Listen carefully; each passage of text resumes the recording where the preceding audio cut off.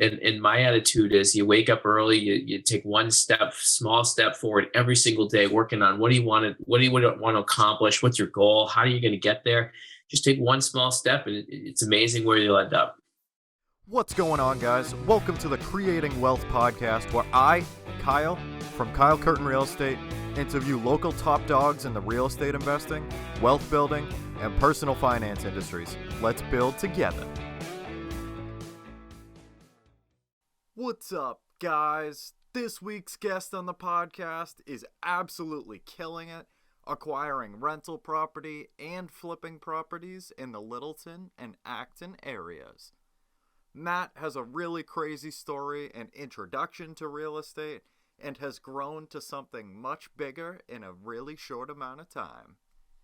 In this episode, Matt and I jump into the mindset for raising private capital, the unreal power and statistics of writing down your goals, his amazing experiences with accountability partners and coaches, and so much more. There is so much to learn from this episode, and I hope you enjoy. Let's jump right into the episode. What's up, guys? Welcome to episode 72 of the Creating Wealth Podcast. Today, we get the great pleasure of chatting with Matt Damon, an absolutely incredible investor and flipper in the Littleton, Acton, Massachusetts area. What's going on, Matt? How's everything going, man? Very excited to have you on. Hey, happy New Year. Excited to be on here, Kyle. And, excited to have a conversation about real estate, something I'm very passionate about, passive income, flipping houses. Those sort of topics are right up my alley. So anything real estate investing related, I'm in. Of course. I love it. Happy New Year to you as well. Thanks. Yeah. Thanks. So, if we could just kind of jump right in, what kind of gave you like the real estate bug, so to say, what kind of got you going and some of your backstory? Yeah. So just as a little bit of background, I spent the last 10, 11, 12 years of my career working in finance and analytics for large corporations. And about 2.5, 3 years ago, I was having my oldest child, Juliana, and my wife and I, and I was reading the book Rich Dad, Poor Dad, and my business restructured. The group that I was in finance, we restructured, and two of the guys that I had spent the last 7, 8 years working with, they were let go, and they had kids in college, they had kids in high school, and I think that intersection of major life change happening with the baby, reading the book Rich Dad, Poor Dad, and then watching how these careers that we think that are, we're locked in, we're good to go, we don't have to worry about job security or anything. We really do. And it became like this bulb went off in my head of, I need to figure out how do I get passive income, build up some sort of nest egg that's going to come cash flowing in each month. And so it became this journey for me of like, how do we start buying cash flow producing properties? And that was where our journey started. So that's almost, let's see, I guess it would have been 2.5 years ago at this point that started. We bought our first property 2 years ago. And then from there on out, it's been a wild ride. That's crazy. Especially, to go from like that spot where, unfortunately you're kind of backed in a corner and had to make some kind of action, to put food on the table and stuff. Yeah. I was fortunate that I didn't lose my job, but it was watching these folks that did lose their job. It was all of a sudden very eye-opening to the fact that like, hey, listen, this is going to be me when I'm no longer the cutting edge, not the guy who's thriving. So I need to build something. And our plan was literally this. It was, we were going to save as much as we could. We were going to buy one duplex or triplex a year until our duplexes and triplexes created enough cash that they would be buying themselves. And we would just continue to do our corporate jobs and just work those corporate jobs for 20 years. And it was like, boom, there's our pension, there's our everything. It's our retirement, it's our future. And so that was the plan. How that translated onto paper ended up turning out quite different than initially anticipated. We're on our 18th deal. It's been a really wild ride. And my attitude is you wake up early, you take one small step forward every single day, working on what do you want to accomplish? What's your goal? How are you going to get there? just take one small step, and it's amazing where you'll end up. Yeah, that's absolutely amazing. So how was it like kind of buying that first property? Was the first one like a buy and hold, like a rental, or was it a flip? No, the first one was a buy and hold. So we bought a very distressed property in Fitchburg. We still own it today. It needed a full gut renovation, and we actually financed it with conventional financing, which, knowing what I know now, looking back at that property, I cannot believe that they approved that for conventional financing. It was in really bad shape, but we were able to buy it with conventional financing, and we renovated it in about 8 months, and today it produces, I don't know, $1,200-$1,400 a month in profit, which is fantastic. It just adds to the our cash flow that's coming in, which is great, the passive income. When we were finishing up that project, a friend of ours approached us and said, "Hey, do you flip properties?" And we were like, "Yeah, of course we flip properties, right?" Like, yeah. you say, right? You just say yes. And from there, we end up deciding, well, we'll flip and we'll take the proceeds from that, the profit from that. We'll just buy another cash flow producing, rental. And that's essentially what we ended up doing. And it started this journey of like, hey, listen, now we flip houses. And we still buy rentals. So, our whole goal is around like, how do we get more passive income? How do we like increase that number substantially? And so the flips are something that we very much do. We do, anywhere from 8 to 10 a year. And we have one new construction going, but our whole goal is really not around doing flips. It's not around wholesaling. It's not around any of those things. It's around like holding properties, buying and holding properties. And so, it's been a wild ride. That's super cool. I've always been really fascinated of, people that you like do that flip approach and then take the proceeds, and use that for down payments and, for like rentals and stuff, and just kind of like circle the money, and exactly what we did. Super interesting. We bought a duplex, renovated that. Then we bought the fix and flip. Then we bought a duplex. Then we bought a fix and flip. We bought another fix and flip, and so forth. And it just spiraled. Sometimes we've wholesaled properties, handful of properties we've wholesaled. It's not something that we strive for, but if degrees come up, we get a wholesale, and that's fine.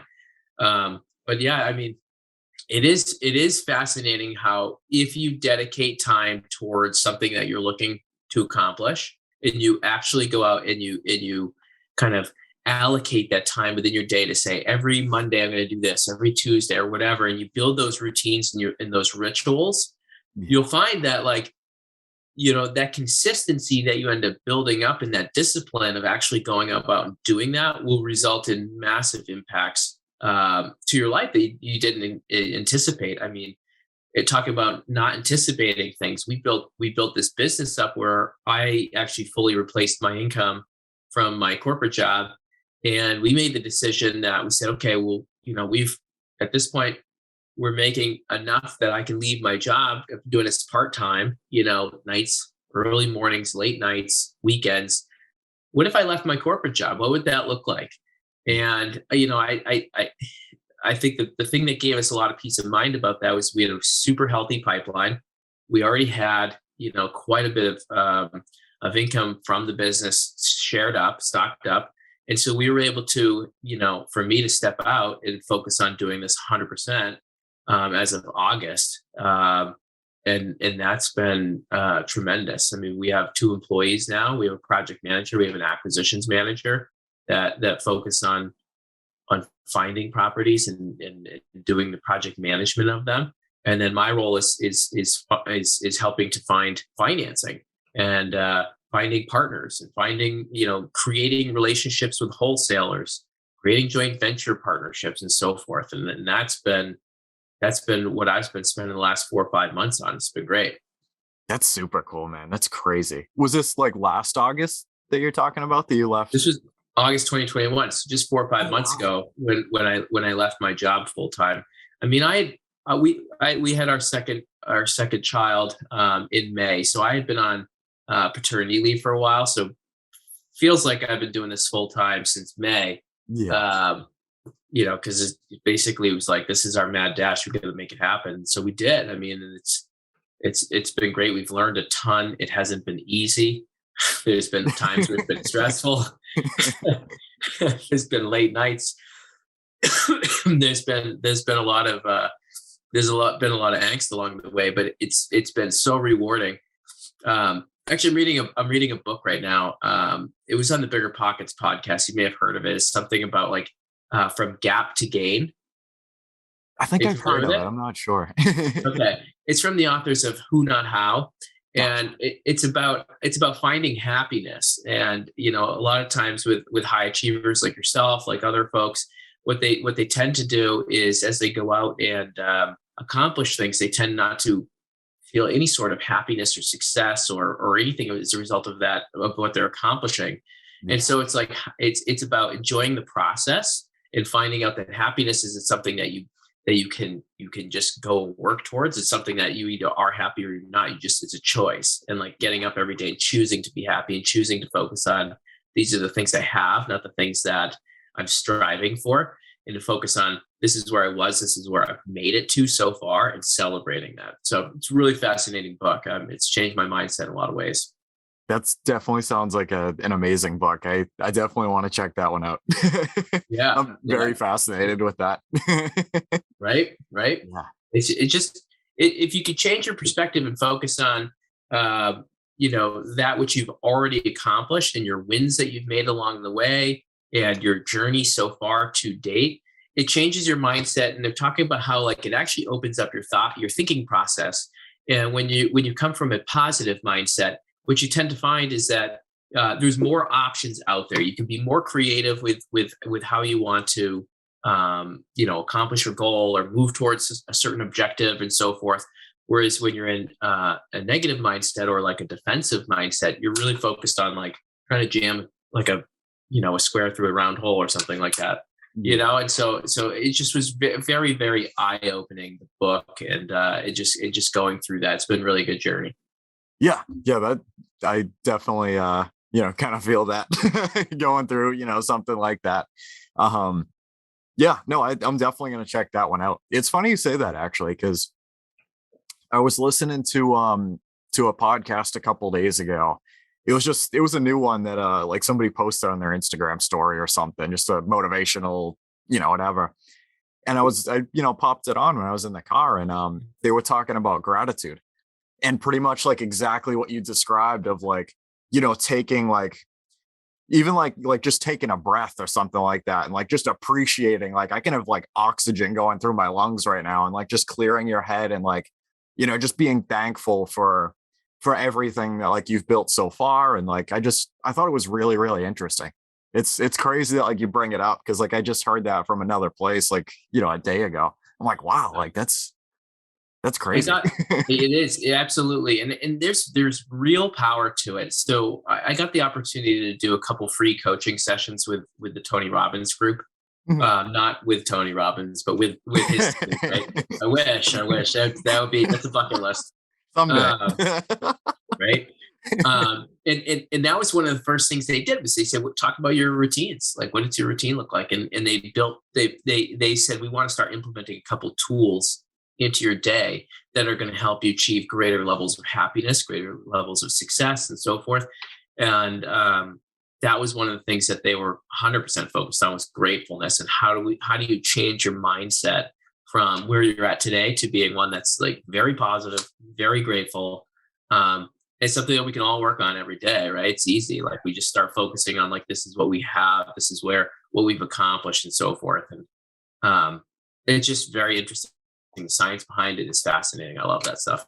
It really is. And like, I thought it was interesting, because like I was thinking about it recently, like I don't know, I thought it was just kind of maybe like a mindset thing. Like, if you worked so hard to get like, that first property or something, and then like, oh, like, great, like you got it, like, how come, I'm not feeling like super, super excited, and it's like, oh, well, now like you got one, and like, what's the next thing? And like, I was trying to figure it out, like if it was just like your mindset leveling up, because like you already, I guess, kind of got the gratification from building up to that, and now like you're there, and like that's all you think about now. So now like you just have to keep building up, and then like you'll hit another level of gratification, And like, I wasn't sure. So yeah, that book sounds absolutely crazy. Like I'm about to order that like right after this. Do it. You know? You won't regret it. Yeah. Wow. So Matt, what's kind of your you talked a little bit about it, but like your kind of like drive and vision for the long term, like the Yeah. financial freedom and Yeah. So for me, it's about building a legacy. It's about building a lifestyle. It's lifestyle by design. So one of the things that I'm thinking about is, I my wife and I have traveled extensively. We've gotten to travel all over the world, and it's been such a cool journey and experience. Obviously, with COVID, we haven't done any traveling, right? That those days are a little bit behind us for now. And with kids, it makes it a little tougher. But one of the things that I always wanted to do, my dream is to take my girls, overseas and let them see different cultures and experience different things and food and just, that kind of thing. So that's been a huge goal of mine, as a passion of mine. So I've set a goal for myself that I want to build up enough passive income that, before my girls go to college, we could take them, we'll have enough passive income that my wife could leave her job. I can, kind of step back and we can actually go travel for 3 months out of the year. And that's no big deal kind of thing. I think that sort of passive income, and that's sort of the income level we're looking for. I think that's one, it's achievable through hard work. It's not easy. It's not going to happen overnight. But two, I just think those memories are just they're so powerful. They've been powerful memories for my early 20s and mid 20s, even into my 30s. Like we got the opportunity to live in Ireland for a couple months, and it was life changing. It was so cool. And we went there we brought my in-laws, we brought cousins and so forth, or sorry, not cousins, sister-in-law, brother-in-law. And we made the best memories, and those memories will be with us forever. Right. But the chance of us ever being able to do that again is slim because our lives get busier. We have kids. It becomes more expensive, it becomes harder, so forth. And so what I want to do is to build towards that. That's something I'm very passionate about. And so I think we could do it. I think we could create a lifestyle where we don't work for money. We work for meaning, and we work for purpose. Today, 99% of us work for money. Like most of us don't love our jobs, right? We're not like Monday morning doesn't jazz us up. We're like, woo, Monday morning, skip the coffee. We're good. No, like it's hardly the case, right? That's why TGIF, thank God it's Friday. Let's get out of here kind of thing. Right. And when you work for meaning, it's different. Like when money's no longer an issue, life changes. It becomes a different game. And so that's what we're marching towards. And I think there's opportunity to be more philanthropic.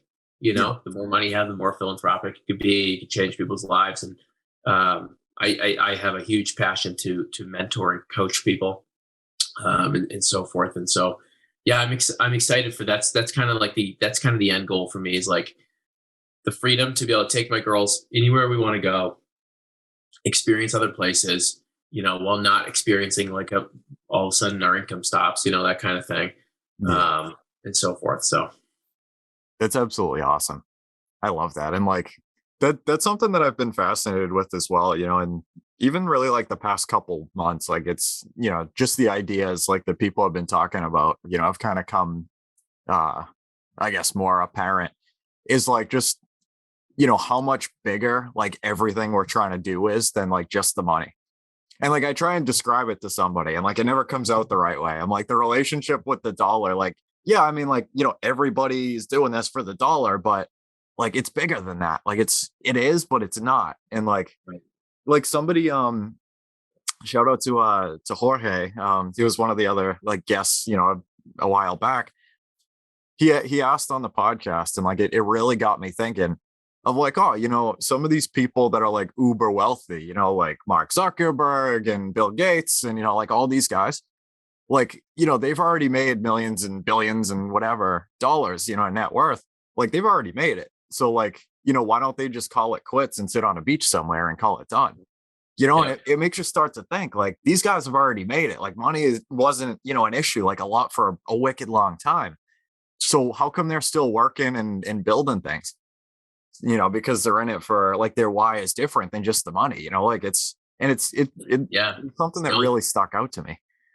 I love that. You're absolutely right. Like the idea of not working, the idea of Yeah. stopping working, like is so foreign to me. Like I don't ever want to stop working. Yeah. It's just what I do and how I use my time is differently. So I like the term your life on your terms, right? So it's like you wake up and you decide to do whatever you feel is the most important thing to do that day, not what someone else is telling you that you need to do. You need to be here by 9, you need to leave after 5, that kind of thing. Forget that. Yeah. If you can have your life on your terms and kind of do what you choose to do, I mean, that's why there's value in work. There's huge value. You get self-worth out of it and so forth. And that's, and you believe in your why is so much bigger. And so that's why these guys are still working. I love that. I think that's huge. It really is. It's something that, really, it got me thinking. I was like, wow, you're right. Yeah. Like if it was just about the money, like these guys would have clocked out a long time ago and that would have been it, Right. but Right. they're still in it and going stronger than ever, so Right. it's crazy. So Matt, what do you consider to be, kind of like the biggest variable to expand your portfolio? I guess like it could be on maybe like the buy and hold side, like, just picking up rentals or like flips and stuff, like just to kind of keep Did you say growing the biggest barrier? or like variable. Oh, variable. Yeah. Variable. Well, I thought you said barrier. So maybe I'll start with that one. Sure, 'Cause that works. I think, I Let's think do it. variable barrier. I think the answer is probably going to end up being the same. It's the distance between the 2 ears, right? It's what's in your head, your mindset. I think that when we first set out we first set our goals around multifamily. We said we were going to flip 5 houses in our first year, or have 5 projects. It wasn't to flip 5 houses, but it was to have 5 projects. Whether they were buy and holds, we didn't care. Whether they were whether we wholesale them, that was fine. We just wanted to do 5 real estate deals. Yeah. And when you think about like what's your mindset and so forth, that was like unfathomable. I remember having the discussion of like, hey, listen, I know my goals need to be like, I had this internal dialogue happening that's like, my goals need to be achievable, but at the same time, they need to be aggressive. Is 5 way too many for a guy who knows nothing about real estate, right? And so, that we said, you know what, let's do it. My wife and I, we're gonna set our goal for 5 projects, and we're just gonna see what happens, right? We accomplished 5 projects, right? So the next year we said, okay, we're gonna do 8 projects. Well, guess what? We did 8 projects, right? So it was like all of a sudden it's like, well, wait a second. I set a goal to do that. I put steps in place. I had an accountability coach. Like I did the things that I said I was going to do, and boom, look what happened. So now I'm starting to think about this and say, hey, listen, we need to go after multifamily. We need to go after bigger projects. These smaller projects that make us, a couple hundred, maybe $1,000 a month.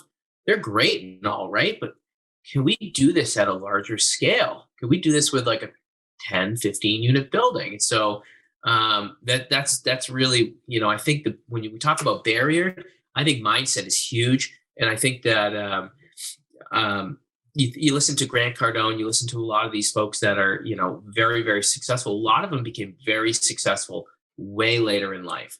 They played it small for the first 30 years of their real estate investing career. And then all of a sudden they realize that, hey, listen, I'm playing small. I'm only buying what I can afford. Forget buying what you can afford. Figure out how to fundraise, figure out how to partner, figure out how to create relationships with other people that will allow you to do immensely larger projects that have more economies of scale, that have bigger things. And I think that's how you're developing your mindset, how you're thinking about that, and learning from others, and reading books and listening to podcasts, and really trying to expand your thought process. That's going to be how you accomplish or how you work through those barriers. That's absolutely awesome. I love that. How was it like kind of going from, after like, just doing like the first couple projects, like with you and your wife, to maybe, like partnering with somebody, or like did somebody like approach you and just, well, and, I know we were kind of talking about it a little bit, like with your family and stuff, ask him, but like, did the first person kind of like come to you, or like did you guys realize like, hey, like we have our processes in place, and like, we've done 5 projects, 8 projects, like, how do we do this on a bigger scale? Like, did you Yeah. kind of like go out into, like the environment and be like, all right, like, like who wants to partner kind of thing? Or like, did people kind of come to you? Yeah. Great question. Excuse me. Sorry. So the first partnerships we did, what was really private lending, right? So we got deals that were great deals under contract. We put properties under contract that we didn't have the resources to accomplish financially. And we said, you know what, we're going to go out and we're going to figure out how do we do this? We're not going to get caught up in this like analysis paralysis thing. We're going to put a little bit of skin in the game. If we lose the money, we lose the money, right? And so we would lock up properties and go out and raise the capital for it. And it worked. Every single property that we tried to fundraise for, we were able to fundraise for. And when I say fundraising, I'm not talking about family. I'm not talking about friends. I'm talking about most of the capital we raised was from complete strangers, people I've never met, or friends of friends. And we started to do is we started to put ourselves out there. We were offering great returns to folks. So people that are seeking, great returns, when you have a great project, you're experienced, you know what you're doing, people will come searching you out. I mean, so now I don't look at the money as necessarily, I'm sure I have limiting beliefs, but I don't look at the money on fix and flips as a concern, whether I have the money or not. I will go out and, make some phone calls and see what can happen. Folks that are listening to this podcast, if you're looking to lend money, there are flippers, there are real estate developers in this community, myself included, that there's never enough money, right? There's always opportunity. There's more opportunity than there's money. And I think the mindset is there's not enough opportunity. We got to find the money first. No. It's the other way around. Find the opportunity, the money will come. Always does. Wow. That's been my experience.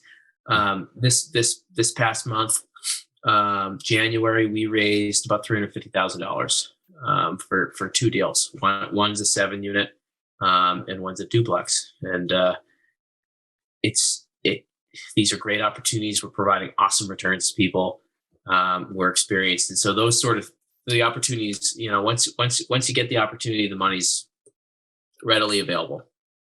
That's crazy. That's absolutely crazy. I've heard it is. It is, but you know what? Here's the thing. Like, I start to think about this too, and I say, like, how are these guys buying these like 200-unit buildings and 500-unit buildings? They're doing the same thing, and they're probably looking at me like saying, "Wait, if he can do that, why isn't he doing this?"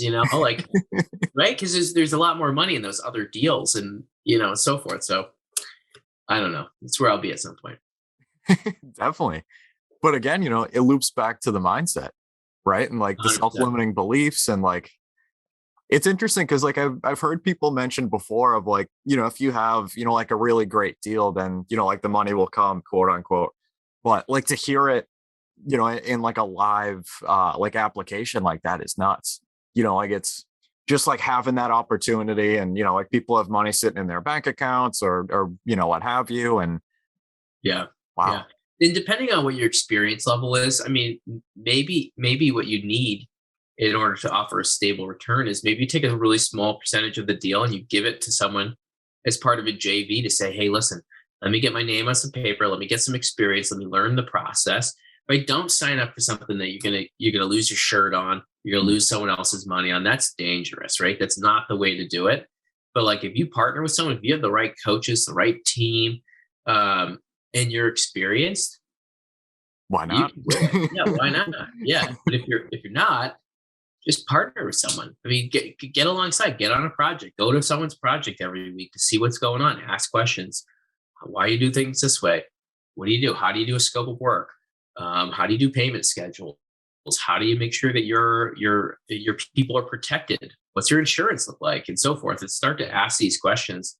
How do you manage contractors, and so forth? That's all that information is hugely helpful, and it's free, right? Just show up. Yeah. It's so true too. Like, especially, like you were, what you were stemming to earlier of like, listening to podcasts and going on like Biggerpockets or books, or like, a lot of this information is just like out in the atmosphere, and like I feel like it's just a matter of like how bad you want it. 100%. I mean, it's commitment to self, right? You set a goal and you say, am I committed to becoming what I want to be? Right? Like, if you're not, that's fine. It's okay. Like, if you don't really want it, then, but if you really, really want it, you're committed to yourself. Listening to podcasts, reading books, talking to folks, picking up the phone, talking to people, showing up. That's all based on, your mindset. And, I think one of the ways, going back to gratitude, one of the ways that you can develop that discipline is really writing down what are your goals. I just wrote it. I wrote an article recently, so I have some fresh statistics that I thought were really fun. Only 3% of the population. This is actually not actually a real study, but there's this fake Harvard study out there that says only 3% of the population writes down their goals. It's probably true, but it's not. Probably. But what is true is you're 42% more likely to accomplish your goals if you write them down. Oh. And if you set weekly agenda items and talk to your friends or an accountability coach weekly about where you want to be and what you want to accomplish, you're 62% more likely to accomplish that goal, right? So now you've gone from being like, okay, you don't have any written goals, but maybe you have goals. So you wrote it down. Now you're 40% more likely to achieve it. You've moved forward, right? You're progressing. And then you start to do some accountability around that. Boom, that increases your likelihood substantially, right?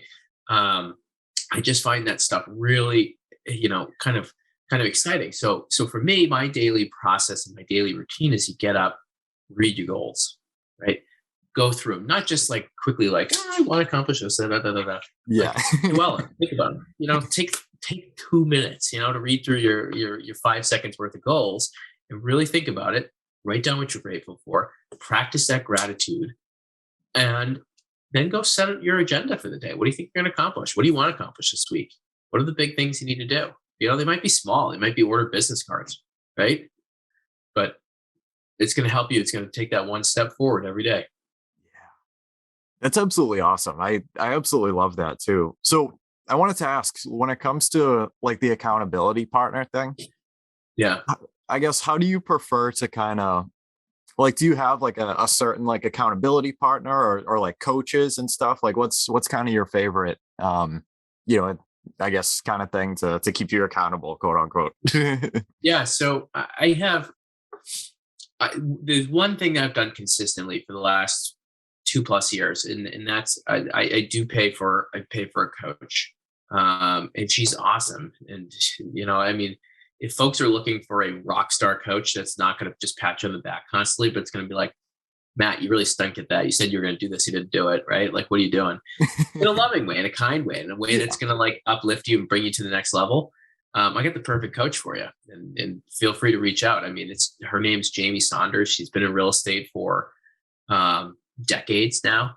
She's a grandma, and she is a rock star. She absolutely kills it. So she's a great resource. And so coaching is huge for me. So, for every coaching session, I come with an agenda, a packed agenda of these are the things that I want to talk about. These are the things that I'm working on. This is where I see opportunity in the business. It's not passive. It's very active. You want to show up and you want to be prepared to speak to what you need to speak to, what you're working on. I think some people show up and they want to be told what to do. I think it's the other way around. I think you got to show up and say, this is what I'm doing. They'll correct you. She'll correct you. Other coaches, they'll correct you. But this is your future. This is your goals. This is your dream. You need to accomplish it, right? Your life on your terms. Now go out and figure out what the steps are you need to be doing, and what action items you need to be doing in order to live that, right? Yeah. So coaching is huge. Yeah. Sorry, I think that's absolutely nuts. We haven't talked about that much on the podcast before. And like, I've been kind of curious myself, actually, and because like I've heard people talk about, like coaching and stuff like that before, and like, the accountability and stuff. And it's always been very, very interesting to me. But yeah, like I think. Yeah, go ahead. Sorry. Oh, sorry. You paused for a second. I think we broke up. I didn't mean to interrupt you. That's okay. No, it's go ahead. I think when we think about coaching, like regardless of where you're at on your real estate journey, whether you're just beginning or you're experienced and looking to get to the next level, like coaching, and it doesn't even have to be real estate investing. It's any life goal. Yeah. Having a coach, having someone who's experienced can help you avoid a lot of missteps. Having someone that's been through whatever you're looking to accomplish and do, can really, I mean, avoiding the missteps is huge, but they can also show you what's working in your industry, what's working, for other people. Like they talk to hundreds of people on a regular basis. And so, having someone that's saying like, hey, listen, if you do that, here's what to expect. Here's what your response rate is. Are you looking for reasonable returns? Are you making enough offers? I don't know. It's everything from your marketing funnel. What's your marketing funnel look like to, what sort of relationships are you cultivating to, I guess like if you're looking to partner a joint venture, like how are you protecting yourself and their selves? How are you protecting your lenders, investors, and so forth? Having coaches will help you to avoid a lot of mistakes. I mean, these people have decades of experience a lot of times. Yeah, that's absolutely huge. So are they like, I guess more of just, do they like give advice and stuff like that? I mean, obviously, like depending on the coach and the situation or application and stuff, like, is it like more of, like accountability and, like making sure, they're like holding you accountable, like plus kind of giving you advice, like how to improve, like that kind of thing? It's not just accountability, to your point, it's training as well. Oh, cool. So the coaches will talk to you through, activities that they've seen. They may not give you the exact step-by-steps to go through, but they can at least point you to someone and have a conversation with that person because they have a really successful, I don't know, say marketing campaign. They're doing really well with direct mail marketing. They're targeting these sort of sellers. This is what they've seen. Have a conversation with them to see how many mailers are they sending out? How frequently are they sending out? They're being consistent with it, and so forth. Text message marketing, maybe that's another way. It might be a marketing thing. It might be when you're going to list your property, here's some things to think about. Have you thought about using Zillow video, right? Recording a video of the property. That way, we live in a COVID pandemic era where not everyone wants to go to the house. I mean, we're starting to see open up a little bit more, but not everyone wants to go to houses. So are there free tools that are available out there that are going to increase your odds of success? How about appraisal packages? When you're selling a property, is it going to get appraised for what you're selling it for? Well, you can be passive and just kind of hope and cross your fingers and say, like, I hope I get appraised for this. Or you could be active, right? And you could pull together, do some of the appraiser's job and say, hey, listen, I'm not telling you how to do your job. This is available here. I created this. If this is helpful, great. It's something that we do, right? Because we definitely want to sell our properties for as high value as we can. We want the highest return on investment, right? Yeah. And so there are things like that coaches will help you to like think through that I never would have thought through those things, right? Those are all, every one of those examples are real discussions that I've had with my coach, right? And so that it'll help you to get to the next level. That's incredible. It really is. Yeah. I mean, it's a business, right? And so we're not going to know everything about our business. Like you're an HVAC pro, right? If someone came in and said, Kyle, we want you to talk about, electrical, you could be like, I don't know about this stuff, but you probably know something about it, right? You can speak to it to some extent, but you're not going to be the pro, right? So if someone could point to you and be like, hey, that guy over there is an electrician, he can help you out, he can have a discussion, you can figure out what the right answer is. Like same with a business where we have to do personal development, we have to do financing, we have to do accounting, we have to do project management, all these factors, we have to do sales and marketing. We don't know everything about those things, right? So we have to learn from people. We can either learn the hard way or we can have folks help us along the way who are experienced, and that can have tremendous value. Yeah. I think that's super interesting, to your point of like all the different roles and stuff that like you have to kind of be at least, like while your business is starting off and that kind of thing.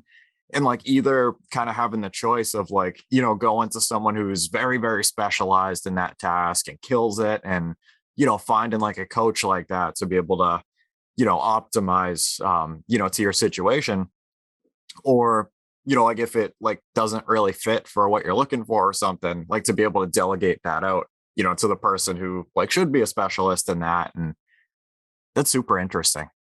Right. Definitely. Yeah. Ooh. So what is something that you thought about business networking or wealth creation that changed as you went along? Uh, Good question. Um, I think one of the things that's changed in the last 6, 7, 8 months that Yeah. has been very eye-opening to me is that I had this thought process that I could do it all myself. I could do all the roles in my business by myself, and I certainly could, but not at scale. And what I've learned is I hired an admin in, I believe, like July, and all of a sudden it took a bunch of stuff off my plate, and I was like, wow, this is great. This is awesome. Awesome. I focus on like more important things than paying bills, right? Then I found out that, hey, listen, this admin is actually a very experienced salesperson, been a stay-at-home mom for a long time. And, all of a sudden it was like, whoa, this opened like new dimensions. And so I think something that's totally changed my perspective is that, like, at a certain point you can hire people to fill roles that you didn't, that you thought you didn't need to fill. And it can create, it allows you to be much more focused on on the places where you add the most value. So project management it adds the most value. Spend all your time there, right? And allow someone else to spend their time, it's your employee, on other tasks, marketing, partnering, building relationships, so forth. So that has been very eye-opening for me. It's driven a lot of change. Yeah, I love that. Yeah, it's a really crazy thing. I actually hired like a virtual assistant for like to edit the podcast a while ago. And Yep. I totally see what you're talking about. Like I, was able to get a little taste of like, even, to your point of like, not just, somebody coming to do it like the exact way that you were doing it, like, whatever that task was, but even to do it better. And like, even if they're like more specialized and like, you liked it the way that you did it and like everything was good. But then, these guys come on and they might have been doing this for, a really long time and have their own processes and like, their own creativity and everything. And like, it adds a whole nother element that like, totally blows your mind apart. And it's like, whoa, like not only, do I have to worry about this thing anymore, but now it's like twice as good as it was before. And it's like, it's unreal. It's crazy. Again, it comes back to like you're giving someone the design freedom and the freedom to take something that they're an expert in and create something. And to your point, it came out even better than you could have anticipated. And you kind of, I love that. I got my cat in the background. He Hey, buddy. definitely was part of it. Yeah, I mean, VAs, by the way, VAs are super helpful. And there's some really awesome VAs out there that, if you're not looking to spend a lot of money, you could get some super high quality talent, and get and move your business forward for very low cost. It's a great way to grow a small business. Definitely. Yeah, I totally agree. And then even like, to be able to, I guess like really sharpen and learn some of those skills of like managing people and like, making sure like everybody's rowing in the same direction and everything. And, be able to learn that for a fraction of the cost, Yes. Yes. One of the things that we've been focusing on in my business is standardization, making sure we have standard processes, still allowing room for design freedom and so forth, and the ability to change the process if it makes sense, like improve the process, right? We always want the process to get better and better and better. Yeah. But one of the things we've been doing is we've been using Zoom recordings to film ourselves doing repetitive tasks. Like if you have a task that you need to do, say once a month or once every project or 10 times every project, why not record it That way you could give that task in the future to a VA. You might not be ready today to do it. Maybe today your business isn't in a place where you can do it. But having that recording and having it organized, you can upload it onto YouTube. You can make it unlisted if you don't want people to see it, right? There's all these things that in the future, when you're ready to say, hey, listen, here's what I want you to do, and here's how to go about doing it, you can send that to someone. Maybe they can improve upon the way you're doing it, but at least they know what your thought process is, how you went about it, and your overall expectations for it. I think that's super important. Yeah, that's totally huge. And even like if it's not, I totally agree about like the video in particular, and like, maybe being able to like, commentate it like while you're doing it and everything, and be like, oh, like watch out for this, or, like I typically do it this way, but I'm not sure, like that kind of thing. And like just some sort of standard operating procedure for, like the way that like you were doing it before. And yeah, I totally agree with you, because after reading The E-Myth by Michael Gerber, it kind of, like shifted my mind in terms of like everything being a process and writing out SOPs for everything. And like before, and I mean, still now, depending on the application, but I used to actually, just type out SOPs in like Microsoft Word, and they'd be like thousands of words and everything. And then to your exact point, somebody kind of put the bug in my ear of doing like, a training like on Zoom, and exactly the same thing, just going on my screen, like, screen recording, and Right. total game changer. It sometimes, I mean, some of the stuff some of the repetitive tasks that we're doing, it's to your point, like you can end up with thousands of words written down on Word, and someone could read through it and be very detailed and still not know what you mean by like pivot the data doing, what does that mean? Yeah. How do you do that, right? Like, so it just takes out like a lot of ambiguity. So, I mean, both work, right? We have written processes, and we also have video recordings of those processes. So you can use one or the other or both, right? They can supplement each other. Exactly. I think that's huge. Checklist is another thing. It really is. Yeah. There's a great book called Checklist Manifesto. I highly recommend reading that one. It's ironically about the power of checklists, right? And it just shows like the science behind it. I think the science behind it is fascinating. Where you have, I mean, one of the examples is in the emergency room. They rolled out a checklist for certain types of cases, and they saw infection rates decrease. They saw, a lot of improvements in their business. Mortality rates increased substantially, and so forth. And there's just a lot of power to having a checklist that can also help you to avoid that the feeling of rushing to accomplish something that you need to accomplish. Like you can plan better when you know what you need to do and what the steps are that need to happen in the next, say, 2, 3, 4 weeks or whatever. Yeah. You can allocate your time better that way. That sounds like another really, really good book, man. That's awesome. And that actually transitions into my next question of the question, we already kind of answered it, is do you read? But if you had to pick a favorite business, investing, or real estate book that you would recommend to anyone, what would it be? If you had to just pick one. I'm not gonna take the Rich Dad Poor Dad book. That definitely is like my most impactful book. I actually, what I'll share is let's see, the book that comes to mind is The Honeybee. It's this little, it's almost like, oh God, I got another one too. I got two. Go for it. You can break the rules. All right. There's a book. Let's see who wrote it. Gino Barbero wrote it, and it's called The Honeybee. And that book it's a real estate specific book, but it's written more like a parable format, like a storytelling of like this. It's like this couple that they're kind of trapped in the rat race, so to speak, and they slowly work their way out of it. And with working their way out of it, new challenges come along. When they get to a certain level, a new challenge will pop up that they didn't anticipate, right? And then when they get to the next level, they figure out how to overcome that challenge. They get to the next level and they find, well, we got to do something different here, and this is something that we didn't anticipate. And it's just about like, I think sometimes we think, oh, as soon as we get to this level, life's going to be easy breezy, like we're good.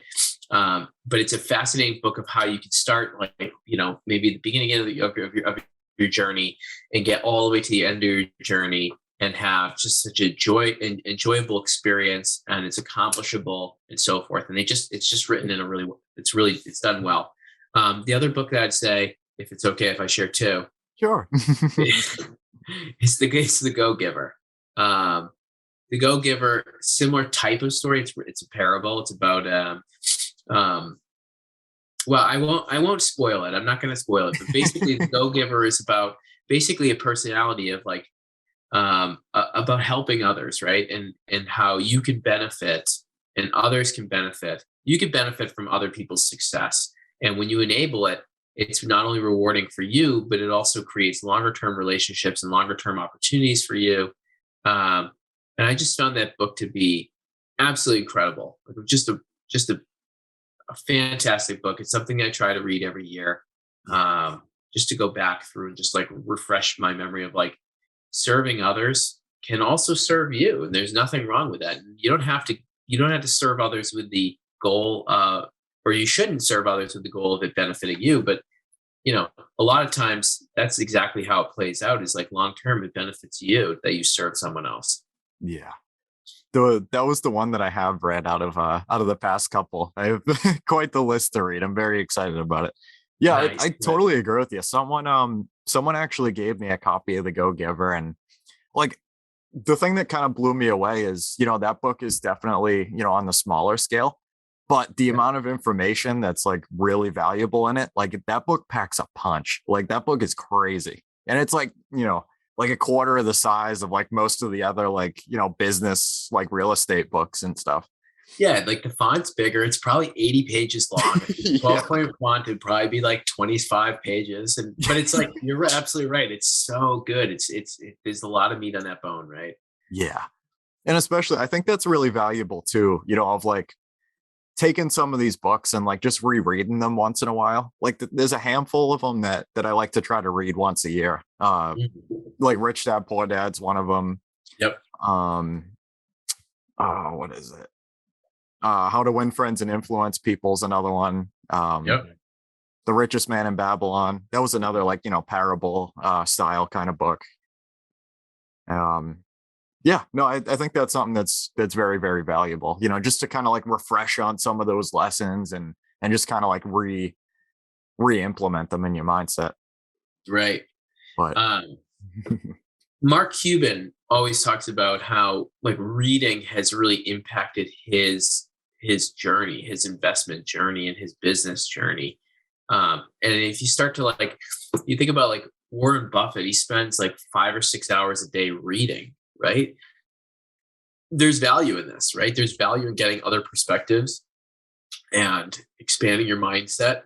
And the more we can do that, I look at that as an investment into yourself. Yeah. It's hard to do that consistently. It really can be hard to read on a consistent basis. But again, if you allocate, I just want to read 10 pages a day, right? Or something like that. That's pretty accomplishable. You could get through a book in 2-3 weeks, right? I mean, you just start going at it small, taking small steps. You can accomplish. You'd be surprised at like what you can accomplish, right? Definitely. I totally agree with you, Matt. But yeah, I could talk to you for hours, man. Thank you so much for coming on here. That was absolutely amazing. Where on like social media can you be found? Yeah, so you can follow me on Instagram. It's mdamon1590 is my hashtag. You can follow my business. It's Broadleaf REI. Both of them on Instagram. Would love to connect with more of your subscribers and help in any way I can. Your folks are more than welcome to reach out and connect. I'm always here. I'm a sounding board. If you have questions, you need support, you need help with something, a real estate project here in Massachusetts, I'm more than happy to talk you through it, share resources and so forth. So please reach out. Would love to connect more. And thank you for having me on the podcast today. It's been awesome. It's been a great discussion. That's awesome, Matt. Thank you so much. Was there you said you wrote an article? Do you have like a website or something as well? On LinkedIn, I've been posting on LinkedIn quite a bit this year. It's a new thing. I haven't done it. So I just started this year. I've written a couple articles.